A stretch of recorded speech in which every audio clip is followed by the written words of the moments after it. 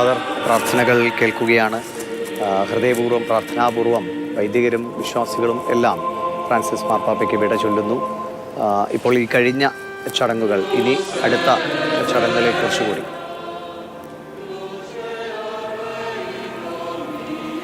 അതെ,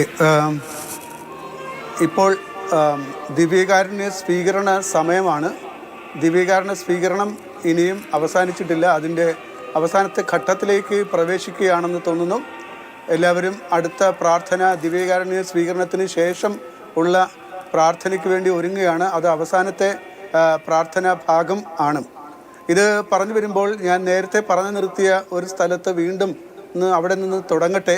ഫ്രാൻസിസ് പാപ്പായുടെ 2 ചാക്രിക ലേഖനങ്ങളെക്കുറിച്ച് ഞാൻ പറയുകയുണ്ട്. 2 അല്ല 3 ചാക്രിക ലേഖനങ്ങളെക്കുറിച്ച് പറഞ്ഞു. ഫിദൈ, അതിനുശേഷം ഉള്ള ലൗദാത്തോ സി 2015, ലുമൻ ഫിദൈ 2013, 2020 ഫ്രatelli tutti എല്ലാവരും സഹോദരർ എന്നുള്ളത്. അതിനകത്ത് ഫ്രാൻസിസ് പാപ്പ നിങ്ങളൊക്കെ നേരത്തെ പറഞ്ഞതിൻ്റെ പശ്ചാത്തലത്തിൽ ലോകത്തോട് അല്ലെങ്കിൽ ഭൂമിയോടുള്ള ഫ്രാൻസിസ് പാപ്പയുടെ ആഭിമുഖ്യത്തോടൊപ്പം തന്നെ ഫ്രാൻസിസ് പാപ്പ ഈ ലോകത്തുള്ള എല്ലാ മനുഷ്യരെയും ഉൾക്കൊള്ളാനും എല്ലാ മതങ്ങളെയും ഉൾക്കൊള്ളാനും ഒക്കെ തയ്യാറായി എന്നുള്ളതാണ്. അതിൻ്റെ 287 ഖണ്ഡികകളാണ് ഫ്രatelli tutti എന്ന് പറയുന്ന ചാക്രിക ലേഖനത്തിലുള്ളത്. 286ാമത്തെ ഖണ്ഡികയിൽ വളരെ സവിശേഷമായിട്ട് ഫ്രാൻസിസ് പാപ്പ ചെയ്യുന്ന ഒരു കാര്യം, അദ്ദേഹത്തിന് ഈ ലേഖനം എഴുതാനായിട്ട് പ്രചോദനമായിട്ട് നിന്നെന്ന് പറയുന്നത് 3 പേരുടെ പേരുകൾ അവിടെ പറയുന്നു. അതിൽ വളരെ നമുക്ക് അത്ഭുതകരമായി തോന്നും മഹാത്മാഗാന്ധി, രണ്ടാമത് അദ്ദേഹം പറഞ്ഞത് മാർട്ടിൻ ലൂതർ കിങ്, മൂന്നാമതായിട്ട് പറഞ്ഞത് ഡെസ്മണ്ട് ടൂട്ടു, ആർച്ച് ബിഷപ്പ് ഡെസ്മണ്ട് ടൂട്ടു. മഹാത്മാഗാന്ധിയുടെ പേര് കത്തോലിക്ക സഭയിലെ അധിപൻ, കത്തോലിക്ക സഭയുടെ നേതാവ്, പൂർണ്ണ നേതാവ് പറയുകയാണ്, മഹാത്മാഗാന്ധി എനിക്ക് പ്രചോദനമായിട്ട് നിന്നുവെന്ന്. ഹൈന്ദവ വിശ്വാസിയായ മഹാത്മാഗാന്ധി എനിക്ക് പ്രചോദനമായിട്ട് നിന്നുവെന്ന്. അതോടൊപ്പം തന്നെ പ്രൊട്ടസ്റ്റന്റ് സഭയിലെ അംഗമായ Desmond Tutu, archbishop, Anglican ആർച്ച് ബിഷപ്പും, അതോടൊപ്പം തന്നെ മറ്റൊരാൾ മാർട്ടിൻ ലൂതർ കിങ്, അമേരിക്കയിൽ കറുത്ത വർഗ്ഗക്കാരുടെ വിപ്ലവത്തിന് നേതൃത്വം നൽകിയ അദ്ദേഹം എനിക്ക് പ്രചോദനമായിട്ട് നിന്ന് മറ്റൊരു പ്രൊട്ടസ്റ്റന്റ് വിശ്വാസിയായിട്ടുള്ള ആളുകളും. ഇത് 3 പറയുമ്പോൾ 277ാമത്തെ ഖണ്ഡികയിൽ ഫ്രാൻസിസ് പാപ്പ നേരത്തെ പറഞ്ഞിരുന്നു, the church esteems the way in which God works in other religions. ദൈവം ഇതര മതങ്ങളിൽ പ്രവർത്തിക്കുന്ന കാര്യത്തെ സഭ ആദരിക്കുന്നു, ബഹുമാനിക്കുന്നുവെന്ന്. ഇതൊരിക്കലും ഇതുവരെ ആരും പറഞ്ഞിട്ടില്ലാത്ത ഒരു വചനമാണ്. എന്ന് പറയുമ്പോൾ എല്ലാ മതങ്ങളെയും അംഗീകരിക്കാനും എല്ലാ മതവിശ്വാസങ്ങളിൽ ജീവിക്കുന്നവരെയും അംഗീകരിക്കാനും അവരെ സ്വീകരിക്കാനും ഒക്കെ തയ്യാറാകുന്ന ഒരു ഫ്രാൻസിസ് പാപ്പയുടെ ചിത്രം നമുക്ക് കാണാൻ സാധിക്കും. വളരെ വലിയൊരു ആദർശമാണ് ഫ്രാൻസിസ് പാപ്പ അവതരിപ്പിക്കുന്നത്. അതിനുശേഷം ഇത് 3 ചാക്രിക ലേഖനങ്ങൾ. 4ാമത്തെ ചാക്രിക ലേഖനം ദിലെക്സിറ്റ് നോസ് എന്നാണ്. അത് കഴിഞ്ഞ വർഷം ഒക്ടോബറിൽ 2024 ഒക്ടോബറിൽ ഫ്രാൻസിസ് പാപ്പ പുറപ്പെടുവിച്ചതാണ്. അവൻ നമ്മെ സ്നേഹിച്ചു. എന്തുകൊണ്ടാണ് ഈ 3 ചാക്രിക ലേഖനങ്ങളും എഴുതിയതിനു ശേഷം അവസാനം വന്നിട്ട് യേശു ക്രിസ്തു എന്നെ ഇപ്രകാരം ആക്കി തീർത്തതിൻ്റെ പശ്ചാത്തലത്തിലാണ് ഈ മനുഷ്യരെയും ഈ പ്രപഞ്ചത്തെയും എല്ലാവരെയും ഉൾക്കൊള്ളാനുള്ള വിശാലമായൊരു ഹൃദയം ഞാൻ രൂപീകരിച്ചെടുത്തതെന്ന് പറയാനായിട്ട് ഫ്രാൻസിസ് പാപ്പ ശ്രമിക്കുകയായിരുന്നു. യേശു ക്രിസ്തു ആണ് ഞങ്ങളെ നയിക്കുന്നത്.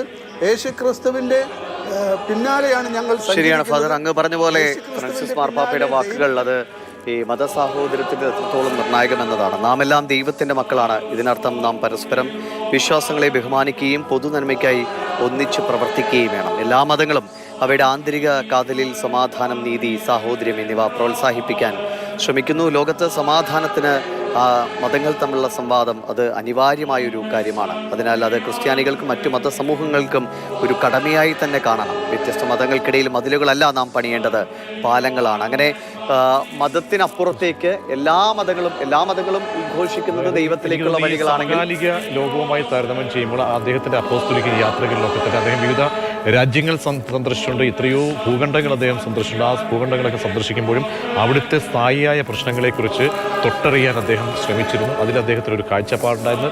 ലോകക്രമത്തിലെ ആ മാറ്റങ്ങളെ കുറിച്ച് അദ്ദേഹം വളരെ കൺസേൺ ആയിരുന്നു, വളരെ ആശങ്കാകുലനായിരുന്നു. പ്രത്യേകിച്ച് ഈ യുദ്ധങ്ങൾ വരുത്തുന്ന നാശങ്ങൾ, ആ കെടുതികൾ, കാരണം ഹമാസ് ഇസ്രയേൽ യുദ്ധം, പിന്നീട് IS-ന്റെ കടന്നുകയറ്റം, ആ സമയത്തൊക്കെ തന്നെ മാത്രമല്ല അതിനോടൊക്കെ തന്നെ ലോകം പല ചേരികളായി നിൽക്കുന്ന മതത്തിൻ്റെ പേരിലൊക്കെ തന്നെ ക്രൈസ്തവ രാഷ്ട്രങ്ങൾ ആ നിലയിൽ അപലപിക്കുന്ന ഒരു ഘട്ടത്തിൽ പോലും ഒരു ഏകപക്ഷീയമായ നിലപാടിലേക്ക് ലോകം പോകരുത്, ചിന്തകൾ പോകരുത്, മാനവികതയാണ് വളരെ പ്രധാനപ്പെട്ടത് എന്ന് തിരിച്ചറിയുകയും അത് സഭയുടെ ഡോക്ട്രൈൻ, ഒരുപക്ഷെ സഭ കാലങ്ങളായി തുടർന്ന് വരുന്ന സഭയ്ക്കകത്തെ ദൈവശാസ്ത്രപരമായ ചുട്ടക്കൂടുകൾക്കപ്പുറത്തേക്ക് ഒരുപാട് കാര്യങ്ങൾ തുറന്നു പറയാനുള്ള ധൈര്യം കാട്ടി അതൊരു പുതുയുഗ പിറവി പോലെയാണ് ആളുകൾ, വിശ്വാസികൾ, ലോക നേതാക്കളടക്കം ഏറ്റെടുത്തത് എന്നത് കൂടി വളരെ പ്രധാനപ്പെട്ട ഒരു കാര്യമായി എടുത്തു. വാക്കുകളെ എത്രത്തോളം മഹത്വത്തോടെയാണ് ലോകം മുഴുവൻ കേട്ടത് എന്നതിൻ്റെ കൂടി ഒരു ഉദാഹരണമാണ് ഇപ്പോൾ കാണുന്ന ഈ കാഴ്ചകൾ. കാരണം ലോകമാകമാനമുള്ള മനുഷ്യർ ഫ്രാൻസിസ് മാർപ്പാപ്പയ്ക്ക് ഹൃദയപൂർവ്വം യാത്രയയപ്പ് നൽകുന്ന കാഴ്ച, അത് ഫ്രാൻസിസ് മാർപ്പാപ്പ ഒരു മത ശൈലിയുടെ അല്ലെങ്കിൽ ഒരു ശൃംഖലയുടെ അധിപൻ എന്ന നിലയിലല്ല, അതിനപ്പുറത്തേക്ക് എല്ലാ മനുഷ്യരെയും ഒരുമിച്ച് കാണണം, അത് മതങ്ങൾക്കപ്പുറത്തേക്കുള്ള കാഴ്ചപ്പാട് തന്നെ വേണം എന്ന് ലോകത്തോട് പറഞ്ഞതാണ്. അത് എത്രത്തോളം പുതുമയുള്ള ആശയങ്ങളെ അല്ലെങ്കിൽ യുവാക്കൾക്ക് വേണ്ടി അവരുടെ സ്വപ്നങ്ങൾ കെട്ടിപ്പടുക്കാനുള്ള ശ്രമങ്ങളാണ്, അതിനുള്ള അടിത്തറയാണ് നമ്മൾ ഒരുക്കേണ്ടത് എന്ന് യുവാക്കൾക്കും കുട്ടികൾക്കും വയോധികർക്കും ഒക്കെ വേണ്ടി ശബ്ദം മുന്നോട്ട് വെച്ച അല്ലെങ്കിൽ ഉയർത്തിയ സാമ്പ്രദായികമായ കാഴ്ചപ്പാടുകൾക്കപ്പുറത്തേക്ക് ഈ ഭിന്നശേഷിക്കാരായ ആളുകൾക്ക് വേണ്ടി അവർക്ക് വേണ്ടി ശബ്ദിക്കുക, അവർക്ക് ഇവിടെ ഒരു ഭിന്നവിഭാഗത്തിൽപ്പെട്ട ആളുകൾക്ക്, അവർക്ക് മറ്റ് ലിംഗത്തിൽപ്പെട്ട ആളുകൾക്ക്, അവർക്കൊക്കെ തന്നെ ഇവിടെ ഒരു സവിശേഷമായ ഈ ഭൂമിയിൽ ഒരു സ്ഥാനമുണ്ട് എന്ന് പറയാൻ ധൈര്യം കാട്ടിയ അവർക്കൊപ്പം അങ്ങേയറ്റം പാർശ്വവൽക്കരിക്കപ്പെട്ട അല്ലെങ്കിൽ അരികുവൽക്കരിക്കപ്പെട്ട ആളുകളിലേക്കിടയിലേക്ക് ധൈര്യപൂർവ്വം ചെല്ലാൻ വേണ്ടി. കാരണം ഇന്നിപ്പോൾ എന്താണ് വത്തിക്കാൻ സ്ക്വയറിലേക്ക് എത്തുന്ന ആളുകൾ ഭവനരഹിതർ, ഭൂരഹിതർ, ദാരിദ്ര്യം അങ്ങേയറ്റം അനുഭവിക്കുന്ന ആളുകൾ, ജയിലിൽ കഴിഞ്ഞ ആളുകൾ, ജയിലിൽ കഴിഞ്ഞ ആളുകളോട് സമൂഹം കാണിക്കുന്ന ഒരു അതിര് ഉണ്ട്, ഒരു അരികുവൽക്കരണമുണ്ട്. പക്ഷേ അതൊന്നുമല്ല, അവരെ കൂടി ബോധ്യപ്പെടണം, അവരെ നേരായ ചിന്തകളിലൂടെ അവരെ കൈപിടിച്ചുയർത്താൻ കഴിയണമെന്ന് ഉദ്ഘോഷിപ്പിച്ച ഒരു വ്യക്തിത്വമാണ് അദ്ദേഹം. അതാണ് അദ്ദേഹത്തിൻ്റെ ആ മരണപത്രത്തിൽ പോലും എൻ്റെ അന്ത്യയാത്രയിൽ, എൻ്റെ മരണ ശുശ്രൂഷയിൽ ഇതൊക്കെയായിരിക്കണം സാക്ഷികൾ, ഇവരൊക്കെയായിരിക്കണം അന്ത്യകർമ്മങ്ങൾക്ക് നേർസാക്ഷികളാകേണ്ടതിൽ ഏറ്റവും ഗണിക്കപ്പെട്ടവർ എന്ന് അദ്ദേഹം മരണപത്രത്തിൽ ചൂണ്ടിക്കാട്ടിയിരുന്നു. അതുതന്നെയാണ് നേർക്കാഴ്ചയാണ് ഇപ്പോൾ വത്തിക്കാൻ സ്ക്വയറിൽ നമുക്ക് കാണാൻ കഴിയുന്നത്. എനിക്ക് തോന്നുന്നു ഏകദേശം അരമണിക്കൂറോളം നേരത്തെ അവിടെ നിന്നും തത്സമയം റിപ്പോർട്ട് ചെയ്ത വിവരണങ്ങൾ നൽകിയ വ്യക്തികൾ പറഞ്ഞതുപോലെ ഏകദേശം അരമണിക്കൂർ കൂടി അവിടുത്തെ പ്രാർത്ഥനാ ചടങ്ങുകൾ പൂർത്തിയാകാനാണ് സാധ്യത. ഒരു മനുഷ്യൻ്റെ യഥാർത്ഥ ഉൾക്കാഴ്ച അല്ലെങ്കിൽ അവൻ്റെ കണ്ണുകൾ കൂടുതൽ തുറക്കുന്നത്, അവൻ്റെ മനസ്സ് കൂടുതൽ വിശാലമാകുന്നത്, സ്വന്തം വിശ്വാസങ്ങളിൽ അടിയുറച്ചു നിൽക്കുമ്പോഴും മറ്റുള്ളവരുടെ വിശ്വാസങ്ങളെ മനസ്സിലാക്കാൻ അവൻ്റെ കണ്ണുകളും കാതുകളും ഒക്കെ തുറന്നു വയ്ക്കുക ഇന്നത്തെ കാലഘട്ടത്തിൽ പ്രത്യേകിച്ച് നമ്മൾ എടുത്തു പറയേണ്ട കാര്യമാണ്. സ്വന്തം വിശ്വാസത്തിൽ അടിയുറച്ചു നിൽക്കുമ്പോഴും മറ്റു വിശ്വാസങ്ങളെ ബഹുമാനിക്കാനും ആദരിക്കാനും ആ വിശ്വാസങ്ങളുടെ നന്മയെ തിരിച്ചറിയാനുമുള്ള മനസ്സ്, കണ്ണ്, കാത് എല്ലാം ഒരു മനുഷ്യനുണ്ടാവുക എന്നത് അദ്ദേഹം എപ്പോഴും ഓർമ്മപ്പെടുത്താറുള്ളതാണ്. മതങ്ങൾ പ്രശ്നമല്ല, അവ വിഭജനവും സംഘർഷവും സൃഷ്ടിക്കാൻ ദുരുപയോഗം ചെയ്യപ്പെടുമ്പോഴാണ് പ്രശ്നം. മതങ്ങൾ പ്രശ്നമല്ല, അത് വിഭജനവും സംഘർഷവും സൃഷ്ടിക്കാൻ ദുരുപയോഗം ചെയ്യപ്പെടുമ്പോഴാണ് പ്രശ്നം എന്ന് അദ്ദേഹം ഊന്നി പറഞ്ഞിരുന്നു. മതങ്ങളുടെ ബഹുസ്വരത ദൈവത്തിൻ്റെ ഒരു ദാനമാണ്. അത് പരസ്പരം പാരമ്പര്യങ്ങളിലെ സൗന്ദര്യം കണ്ടെത്താൻ നമ്മെ മാടി വിളിക്കുന്നു എന്നാണ് അദ്ദേഹം പറഞ്ഞത്. നാം പ്രാർത്ഥിക്കുമ്പോൾ ക്രിസ്ത്യാനിയോ മുസ്ലിമോ യഹൂദനോ അല്ലെങ്കിൽ മറ്റേതെങ്കിലും വിശ്വാസമുള്ളവരോ ആകട്ടെ, നാം എല്ലാം തുല്യരാണ്. എല്ലാവരും ദൈവസമക്ഷം അല്ലെങ്കിൽ മനുഷ്യൻ എല്ലാവരും ഒരുപോലെയാണ് എന്ന ഏറ്റവും വലിയ സന്ദേശം ലോകത്തിന് പകർന്നു നൽകാൻ ശ്രമിച്ച ഫ്രാൻസിസ് മാർപ്പാപ്പയ്ക്കാണ് ഇപ്പോൾ വത്തിക്കാനും ലോകം തന്നെ പല രീതിയിൽ ഭിന്നമാക്കി ലോകത്ത് പല ഭാഗങ്ങളിൽ. അപ്പോൾ അവരെയൊക്കെ എല്ലാ ആളുകൾക്കും ആ രീതിയിൽ പാപ്പയുടെ വാക്കുകളെ അവരെ ഏകസ്വരത്തിൽ തന്നെ കാണാൻ വേണ്ടി അവർ ശ്രമിച്ചിരുന്നു അല്ലെങ്കിൽ കണ്ടിരുന്നു. അത് ഈ പറഞ്ഞ മാനവികത, ആ താഴെത്തട്ടിയിൽ നിന്നുള്ള അദ്ദേഹത്തിൻ്റെ കാഴ്ചപ്പാടുകൾ തന്നെയാണ് ഇപ്പോൾ അവിടെ ചടങ്ങുകൾ പുരോഗമിച്ചുകൊണ്ടിരിക്കുന്നു.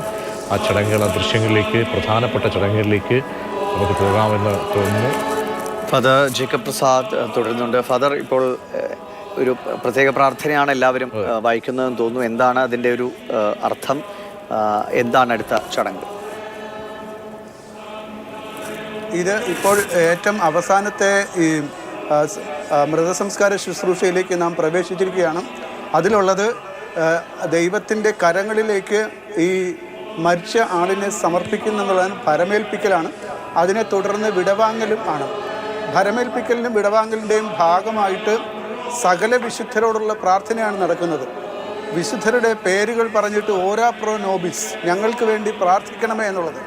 അപ്പോൾ എല്ലാ പ്രാർത്ഥനയുടെയും അതിൻ്റെ ആൻറ്റിഫോൺ ആയിട്ട് അല്ലെങ്കിൽ അതിൻ്റെ ലിറ്റനിയിൽ വരുന്ന രണ്ടാം ഭാഗം ഉള്ളത് ഓരാ പ്രോ നോബിസ്, ലത്തീനിൽ ഉള്ളത്. അതിൻ്റെ അർത്ഥം ഞങ്ങൾക്ക് വേണ്ടി പ്രാർത്ഥിക്കണമേ എന്നാണ്.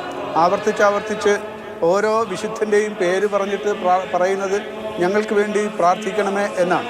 ഇത് പറയുമ്പോൾ ഈ ജോവാനി ബാപ്റ്റിസ്റ്റ റേ എന്ന് പറയുന്ന മുഖ്യ കാർമ്മികൻ കർദിനാള് തൻ്റെ പ്രസംഗം അവസാനിപ്പിച്ചപ്പോൾ പറഞ്ഞു, ഫ്രാൻസിസ് പാപ്പ ആദ്യ അവസാനം ജനത്തെ കാണുമ്പോൾ പറഞ്ഞുകൊണ്ടിരുന്നത് നിങ്ങൾ എനിക്ക് വേണ്ടി പ്രാർത്ഥിക്കണം എന്നാണ്. എല്ലാ പ്രസംഗങ്ങളുടെയും അവസാനം പറയുമായിരുന്നു, നിങ്ങൾ എനിക്ക് വേണ്ടി പ്രാർത്ഥിക്കണം.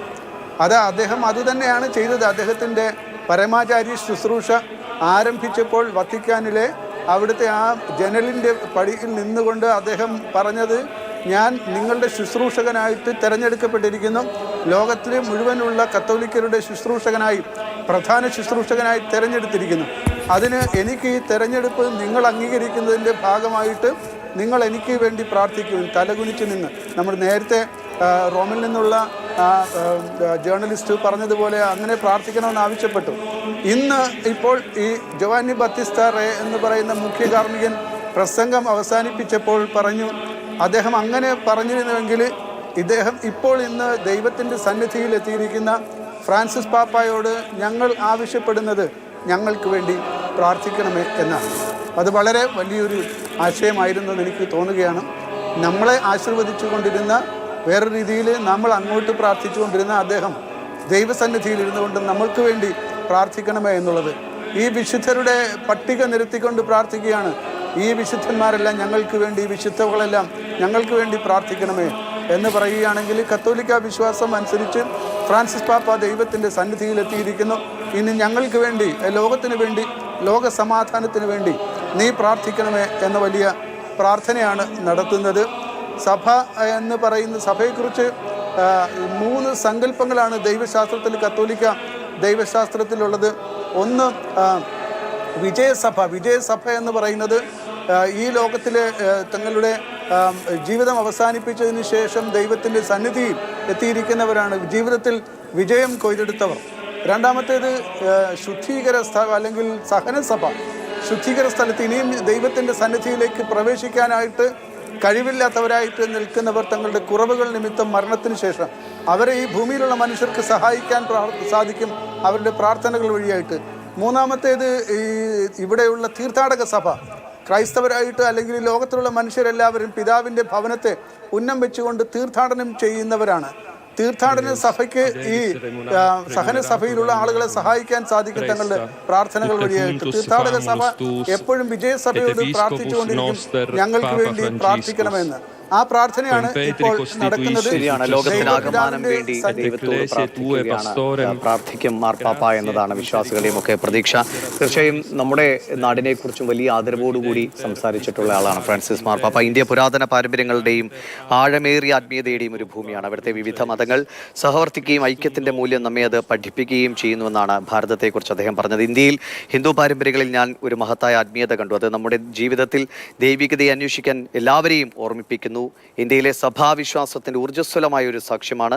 മറ്റു മതങ്ങളിലുള്ള സഹോദരങ്ങളോടൊപ്പം സഹോദരത്തിന്റെ ആത്മാവിൽ ജീവിക്കുന്നു. ഇന്ത്യയിലെ മതസഹോദരത്വത്തിന്റെ മാതൃക ലോകത്തിന് വലിയൊരു മാതൃകയായി നിൽക്കുന്നു. വ്യത്യസ്ത വിശ്വാസങ്ങൾക്ക് സമാധാനത്തിലും പരസ്പര ബഹുമാനത്തിലും ഒന്നിച്ച് ജീവിക്കാമെന്ന് ഭാരതം പഠിപ്പിക്കുന്നുവെന്നാണ് അദ്ദേഹം നമ്മുടെ നാടിനെക്കുറിച്ച് പറഞ്ഞ വാക്കുകൾ. ഇന്ത്യയുടെ ആത്മീയ സമ്പന്നത അത് അതിൻ്റെ പുരാതന പാരമ്പര്യങ്ങളോടെ ദരിദ്രതയെ പരിപാലിക്കാനും നമ്മുടെ പൊതുവീടായ ഭൂമിയെ സംരക്ഷിക്കാനും നമ്മെ വിളിക്കുന്നു. അത് ഭാരതവും പ്രകൃതിയെ നമ്മൾ എത്രത്തോളം കരുതലോടെ കണ്ടിരുന്നു, നമ്മുടെ പാരമ്പര്യം എന്ന തിരിച്ചറിവ് ഫ്രാൻസിസ് മാർപ്പാപ്പ, അത് തന്നെയാണ് അദ്ദേഹവും പിന്നീടും നമ്മുടെ വീടായ ഭൂമി ഒരു വലിയ മാലിന്യ കൂമ്പാരമായി മാറിയെന്ന ആശങ്ക അദ്ദേഹം പറയുമ്പോഴും അദ്ദേഹം എപ്പോഴും കൺസേൺ ആയിരുന്നു. അദ്ദേഹം ആശങ്ക പ്രകടിപ്പിച്ചു. കാരണം ധനിക രാഷ്ട്രങ്ങൾ ആ രീതിയിൽ അവർ ഒരു സ്വയം പര്യാപ്തതയിലേക്ക് എത്തണം, അല്ലെങ്കിൽ സ്വയം ഒരു ക്രമീകരണം വരുത്തണമെന്ന് അദ്ദേഹം എപ്പോഴും ചിന്തിക്കുകയായിരുന്നു. മാത്രമല്ല യുദ്ധത്തെക്കുറിച്ചുള്ള അദ്ദേഹത്തിൻ്റെ കാഴ്ചപ്പാടുകൾ വളരെ പ്രധാനപ്പെട്ടത് തന്നെയായിരുന്നു. കാരണം 2ാം ലോക മഹായുദ്ധകാലത്ത് തനിക്ക് 3 വയസ്സ് മാത്രമുള്ള ആ കെടുതികൾ പോലും തൻ്റെ മനസ്സിലേക്ക് അദ്ദേഹം പലപ്പോഴായി ഈ പല കാഴ്ചപ്പാടുകൾ യുദ്ധത്തെക്കുറിച്ചൊക്കെ പറയുമ്പോൾ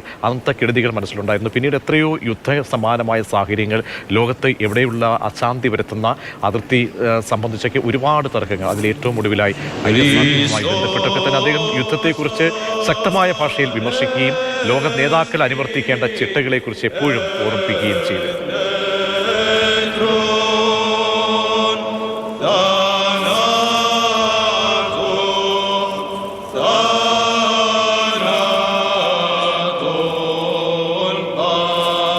Yeah.